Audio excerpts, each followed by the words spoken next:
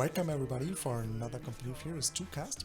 This time it's me, Blaut, here playing as the Soviets, and I'm playing against Timo Crew playing as the Austria. And I found this replay because it was called Mind Swim Games, so I think that's a quite promising title. However, at the same time, I don't actually remember what happened during this match, so let's give it a try. So the first nice thing we see is that we are both wishing each other good luck again. I think the most important thing you could do. So Timo Crew is going for ENG, as well as I'm going for a sniper. Okay, so that's fine. Even though I'm not playing the radio monitoring doctrine, or any radio monitoring doctrine, so it could be a little dangerous in case he's playing a counter sniper, but still I think it's fine. So that is quite a nice cap order of Timo Crew. So he's planting sandbags over here. At this point, and then most likely the cutoff. At the same time, some ruins are going for the room most likely. And I'm doing roughly the same thing. And I'm wiring up the green cover for Timo Crew so that he can't use the tractor. I think that is really important, and I believe, yeah, Timo Crew did the same for his sandbags, and most likely he's doing the same for this car over here. Isn't he? Come on, Timo Crew. No, he's not. Interesting, okay. Maybe because he thinks when I'm breaking through, then most likely conscripts will build up sandbags over here, so he thinks, yeah, it's useless anyway, so let's just save the time and instantly kept the victory point over here, so that's not fine. What do we see here? Okay, so 9, we see that I'm capping in the mid, scouting with my engineers a little bit. I tried to deny the green cover for him, which actually works. That's nice. Okay, it was a little bit greedy. Don't think that was too worthy. I mean, at the same time, yeah, the green cover is denied. It's nice. Ooh, no, do something. It's maybe not worth it. Okay, I can sneak behind the bushes. And that is why I love playing snipers, because yeah, many times enemy players get super annoyed by the sniper because it just sneaks around and takes out a model and then disappears behind a bush, stuff like that. Now the next model is dropping. Yep. Oh, that's so annoying for him. Okay, so but now he's smelling it and going for a little push. The next model drops. Okay, now he's hunting my sniper. Want to go to my cutoff most likely? No. But this is actually okay. Let's take a look for the fog of war. So I can't see his squad, so most likely he's also not seeing mine. I have to, yeah. So oh no, it's working the other way around. So you can't see my sniper because I'm behind this bush. Okay, so that's one lesson I could show you actually, I think. Try to play your sniper as aggressive as you can. I mean, like, use all the covers, bushes like that, stuff like that. It's incredibly nice to... Now the next model drops and he can't do anything. That's great actually. I mean, he got my cutoff and he has map control, but at the same time, let's take a look for the model counts. Okay, he dropped 4 models and I just dropped 2. This is okay, I guess. Deactivate the fog of war. Now I got my cutoff back, so that's nice. Yeah, I'm suffering this sandbag building bug. So sometimes when the sandbags can't be deployed at a certain position, just one model runs into the circle for capturing a point. Not the entire squad, that's not that good. Okay, here I try to get use of the fortification. However, Timo Crew, that's an uncommon build that he instantly goes for a flamethrower. However, it was a smart decision, it turns out. 2 models already dropped. Don't know, I'm fighting. Oh, we get a wipe over here. Oh boy. I mean, just conscripts. Oh, wow, okay. Phew. That was a nasty loss for Timber Crew. Okay. And the sniper is doing sniper stuff. Oh, we got 5 kills. Ooh, but most likely I'm suffering the next wipe. Okay. Yeah. You can decide what is worse now. Loss of the Flamer Pioneer or loss of the conscript.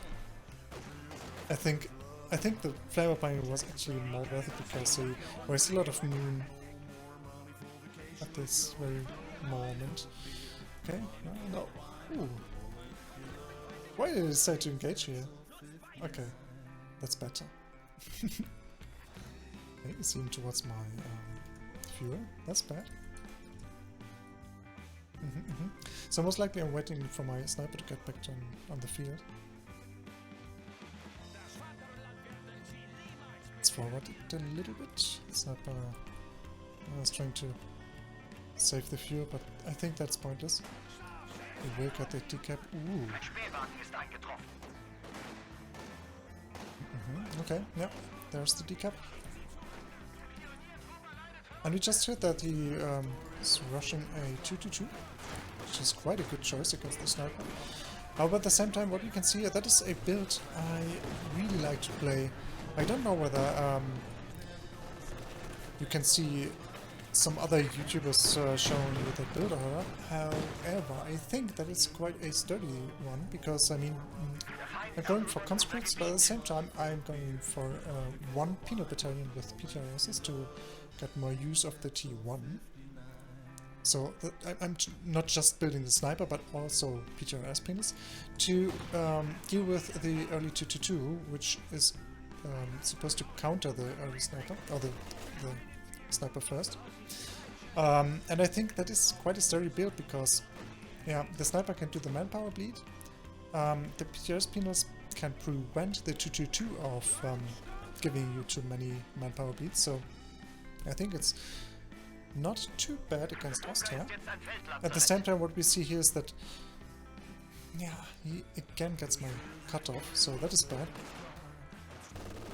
And I think when the Austria player is spamming like maybe even 4 grenadiers, what I would suggest doing against a sniper, because then you can build huge blobs and push away the sniper so that it has to retreat, lowering its efficiency. And when the Austria player is doing that, then obviously he also gets some mob control because of huge capping power and stuff like that. But at the same time now I'm going for guards too, so it's interesting. I mean, I already have the PTRS peanuts, which are okay to fight the 2-2-2, obviously. Could that be a wipe? I don't know. Could be a wipe. It is a wipe, okay. Whew, the second wipe for Timber Crew. So he lost a Flamer Pioneer as well as a Gren. And I lost a Conscript, so I think so far I have a little advantage. So what we can see here is I'm planting mines over here. Most likely you will see that I'm doing it. Yeah, and oh, it's a bad idea to proceed building it. Most likely you will just shoot at my pioneer and blow the mine. No? Okay. So now I just can hope that he forgets about the mine. Okay, so at the same time we see that I planted a mine over here, which is a crucial position, especially when the enemy is playing an early light vehicle, like a 2-2-2. Other renowned positions are over here, or over here, to prevent flankings and stuff like that. Okay, I healed for the cutoff, however I used my my guards troop for that, and that is something I would not recommend, because guards are very expensive and when you rush for a cutoff using expensive troops, it's very likely that you will drop plenty of models. Because, I mean, it's close to his base, and most likely there are lots of enemy units, so it's not a nice spot for the capping squad. Yeah, so we see that I already lost 2 models, maybe even 3. Okay, that's a K98, so that was one model of him. Yeah, anyways, I think it's not a good idea to rush for cutoffs using expensive units. And now I think I'm doing another mistake. Yeah, okay, I think the thought behind going for the 120mm mortar was that I already went for a PTRS Pina as well as the guards, both having yeah, anti-tank capabilities. And I thought, okay, he already suffered 2 wipes, so most likely I have a manpower advantage, so let's just rush for these 2 squads as well as a mortar. But I think the mortar was maybe a little bit too much, because yeah, I mean, yeah, okay, no, good work. But if the 222 got good advantages or good engagements without getting hit by PTRSs, yeah, then it can, yeah, like at this certain point of the match, just force my mortar to retreat, lowering the efficiency. So that is something you would like to prevent when you're playing the mortar. Yeah, I'm not sure whether that was the right decision. Okay, I think now we see the first Mainz win games moment. Okay, yeah, okay, and there's another mine. Okay, and the 222 most likely will die. Yeah, okay. Yeah. So you see, that is why Mainz win games. Oh, and another wipe maybe? Ah, oh yes. Ooh, that's hardcore. Oh. Okay, so Timber Crew lost his 222. 2 Grens. Oh. Uh-oh. Okay. Lucky me.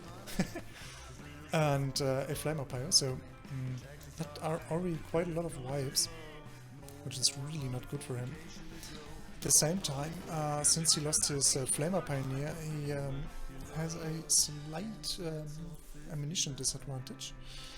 So I think, since he is rushing for some LMG 42s, we won't see any Telemines over here, so I should feel confident to go for a...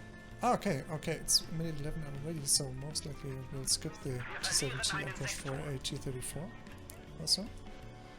Let's see. Timothy already got his Minesweeper, that is smart. I like it. And the mortar so far, it's pretty inefficient. I mean, it got 1 hit and did a little bit of damage, however, no kills and not even wetted. I think already 2 or 3 minutes passed since the mortar arrived at the field, so not very efficient.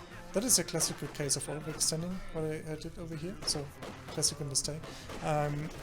Still getting away with that, but at the same time, what was my idea to go over here with my conscript? It's completely useless. So, yeah. I'm not sure whether I am playing a little too defensively at the moment. I'm planting more defensive mines. That is a good idea. Yeah, and here a blob of him find another mine. Oh, so we already see the renowned mine spots I already mentioned. So 1 mine over here, 1 mine over here, somewhere over here, and 1 mine over here. So these are good spots for defensive mines. Yeah, maybe even over here. Yeah, because sooner or later there will be an enemy vehicle pushing around yeah, these corners or these corners. No? So that's a good thing to plant mines over here. Now pushing for a cutoff again without my sniper. Don't know whether these engagements are too good for me. Oh, yeah. Won't work, right? Ah, ooh, okay. Has to retreat. Oh, I'm actually getting the cutoff. Sneaky. But at this very moment, I would like to mention that, I mean, we already saw some mistakes, like overextending of units of mine. Yeah, maybe a little too aggressive pushes with the 2-2 of Timber Crew. Yeah, going for a mortar, I'm not convinced of that build. It's maybe a little bit too much at the moment. An anti-tank gun and the tech for the T2 would have been a better idea, I think. Better idea than going for the mortar, because sooner or later I need the manpower to build an anti-tank gun, because sooner or later I need it, obviously. And I don't know whether I will go for it. Yeah, player snipe aggressively, however, that could be a little too aggressive, actually. Oh no. We see something that is really good of Timber Crew. So first, he's going for a Minesweeper. That is obviously the right choice, because I am planting so many mines. And Timber Crew also is doing something else quite right, or quite correct. So he is not giving up. I mean, he already suffered many important wipes, and okay. I thought he was pushing back with his P4 so that my own sentry kills my squad. However, that was not the case, luckily. So Timber Crew is not giving up, and that is really the correct choice. I mean, he already suffered important wipes, as I said. However, still, I think he keeps in mind that everybody is doing mistakes, not just him, and most likely is suspecting from me doing some important mistakes as well. And with that, still get the win, even though it's looking quite rough for him at the moment. And yeah, I mean, where's this Pioneer over here? So the Panzer IV is quite inefficient at this particular moment, because he was fetching the anti-tank essentially, so this is nice. Gives me some time. Still, I'm not building the anti-tank gun. Yeah, now I'm going for the T-34 85, which is completely fine. I mean, then I can skip the anti-tank gun a little more. However, sooner or later I really should build it. This mine is not finished. Still have plenty of ammunition left, so it's okay. However, still, I think you should always try to abort mines that are not finished. Because, yeah, if something like that, a mortar, is shooting some positions of yours, because maybe a squad is running around over there, and your mines are not finished, then they... I'm building a second... Right? No, okay. It's this one. I was finishing it, I didn't forget about it. That's nice. However, mines can be diffused by mortars and stuff like that, and not having any impact whether or not finished. Okay, so I activated the mark target ability. Ooh, this might be a good die. It's piled up. Oh no, lucky Timber Crew. And now we see that Timber Crew did something very well. So he was playing his anti-tank gun as well as the Panzer IV. Now he is well prepared for my T-34 E5. But at the same time, I am lacking the anti-tank gun, and that could be a little bit difficult for me later on. Let's see what happens. I mean, I have defensive mines, that is fine, so if he pushes, everything is fine for me. Because most likely then his people will die. Ooh, what's happening here? Ooh, oh boy, okay, another wipe. Ooh. Vet 2 Gren with LMG. That's hardcore. Okay. I see. I tried to bait the Panzer IV into the mine. Yes, and it worked. Unfortunately, the MAC target came too late, so It could have died already when the Mark target... Ooh, oh boy. Ooh, go back. Okay, the important wipe for me. Okay, that's sad. So, you see all these mines exploding and they are having a great impact. It's sad that the Mark target came too late and the Panzer IV didn't die. At the same time, I mean, it's okay. Because it would have been a boring game otherwise, I think.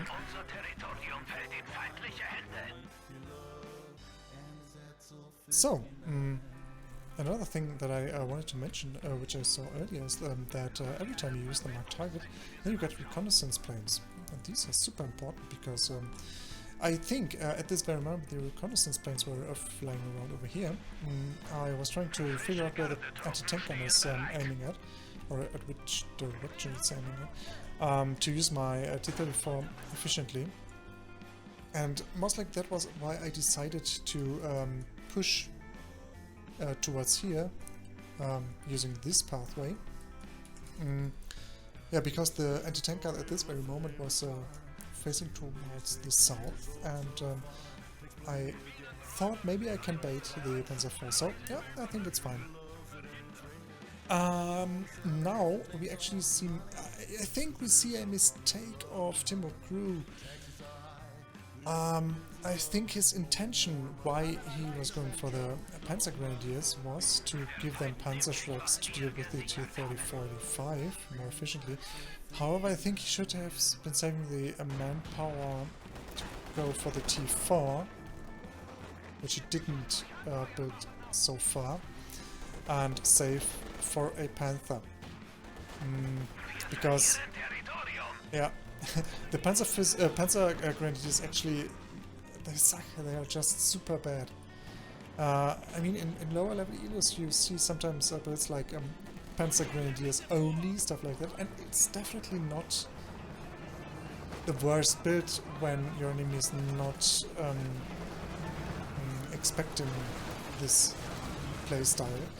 However, in a game like that and in a late stage of the game, I won't recommend building the Panzer Grenadiers because without veterancy they really are not very good, and yeah, they just cause you to have a huge manpower bleed because they are also very expensive. Now he's going for a second Panzer IV. That's a good choice, I think.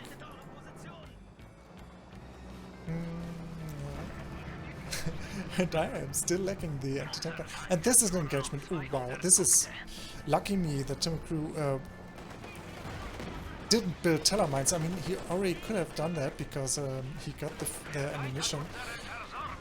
I don't think I had the reconnaissance to be sure that this area of the map is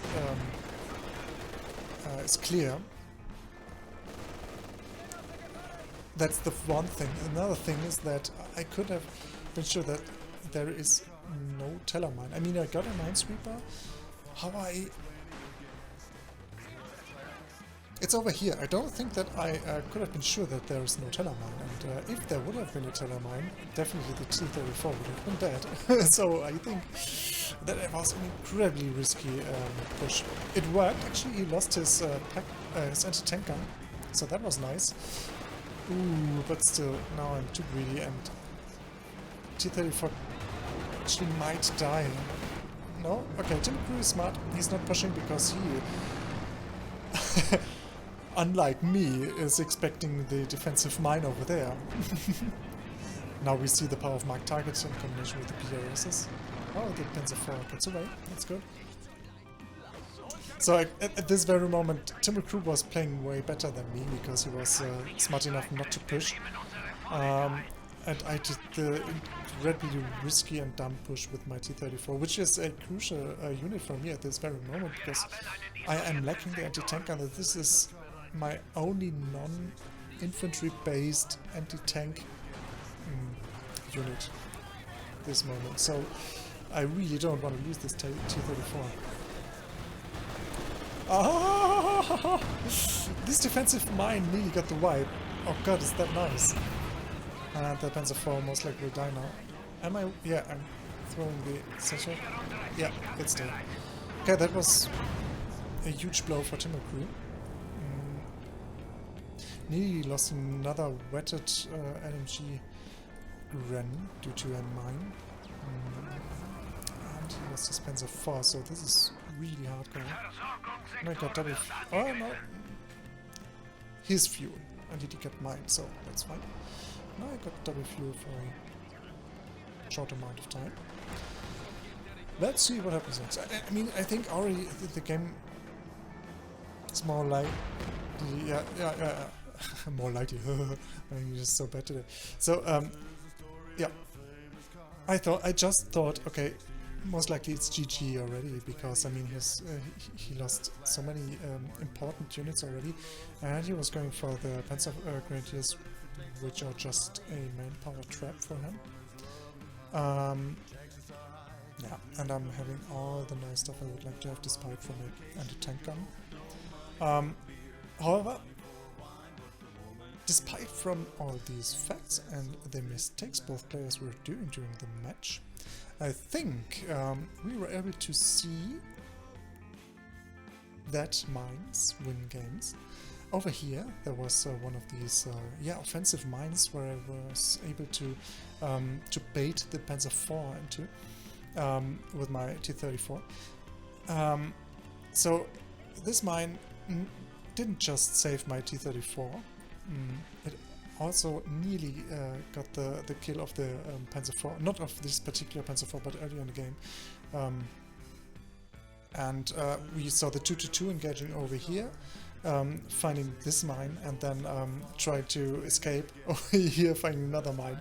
So yeah, that was a huge blow. So here we already saw that mines definitely can win games, and we see that yeah, I was smart enough to plant some more defensive mines over here and over here. I forgot about this spot later on. In between, I planted a mine over here. That is fine. Yeah, so I think that's the entire message I would like to bring across. Never forget to build mines. And something I did do in this particular match is also try to build some demo charges. So when you're playing Soviets or for instance UK forces, the commands of the UK forces can also build how's it called again? I just said it. Demolition charges, as well as the pioneers, the storm pioneers of the US forces can do. So I think when you are playing these fractions with these particular units, then also sometimes go for some demo charges. Nice places are over here behind the cover. Behind the cover of these trees, because I mean the drawback of the demo charges are that they have a wide circle around them, and the enemy is I mean this wide circle highlights the demo charges, so the enemy is able to see them as well. So however, when you use cover elements of the map like bushes or stuff like that, or houses, then you should feel free to build them from time to time. I mean, I was lacking the ammunition this match because I was busy planting other mines. However, especially at positions like over here or over here, for instance, or over here, this building is also prone for demo charges, because sometimes when an enemy player is occupying this building and the demo charge is deployed right over here, and the enemy is not turning his camera, then he won't see it, and then you can just blow off the demo charge and wipe an entire, let's say for instance MG or so. And as well as retreating units can sometimes be blown up by demo charges when you place them around corners, stuff like that. So at the same time, yeah, mines obviously win games, demo charges win games.